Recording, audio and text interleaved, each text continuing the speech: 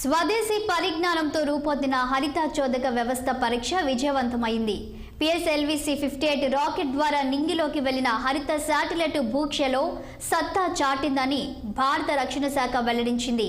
అంతరిక్ష రక్షణ పరిజ్ఞానంలో ఇది పెద్ద ముందడుగు అని పేర్కొంది. ఈ చోదక వ్యవస్థను రక్షణ పరిశోధన అభివృద్ధి సంస్థ DRDO ఆధ్వర్యంలోని టెక్నాలజీ డెవలప్మెంట్ ఫండ్ కింద రూపొందించారు. దీనివల్ల భూ దిగువ కక్షలో విషతుల్యం కాని పర్యావరణ అనుకూల చోదక వ్యవస్థను ఉపయోగించడానికి వీలైందని అధికారులు వివరించారు. ఈ ప్రాజెక్టు కిందట ఒక న్యూటన్ శ్రేణి హరిత మోనోప్రొపెలెంట్ థ్రస్టర్ను అభివృద్ధి చేశారు. ఈ బాధ్యతను బెంగళూరుకు చెందిన బెల్లాట్రిక్స్ ఏరోస్పేస్ ప్రైవేట్ లిమిటెడ్ చేపట్టింది. ఈ సంస్థకు DRDO మార్గనిర్దేశం చేసింది. ఈ థ్రస్టర్ను PSLV-C 58 రాకెట్ ద్వారా ప్రయోగించిన ఒక మైక్రో ఉపగ్రహానికి అమర్చారు. శాటిలైట్ను నిర్దిష్ట కక్షలో ఉంచడానికి ఈ ఇంజిన్ సాయపడింది. భారత అంతరిక్ష పరిశోధన సంస్థ ఇస్రోకు చెందిన ఇస్ట్రాక్ కేంద్రం ద్వారా సేకరించిన దీని డేటాను శాస్త్రవేత్తలు తాజాగా పరిశీలించారు.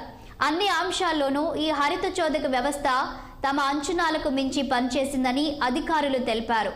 ఈ ప్రాజెక్టు కింద దేశీయంగా ఇంధనం, ఫిల్ అండ్ డ్రైన్ వాల్వులు, డ్రైవ్ ఎలక్ట్రానిక్స్ తదితర వ్యవస్థలను అభివృద్ధి చేశారు.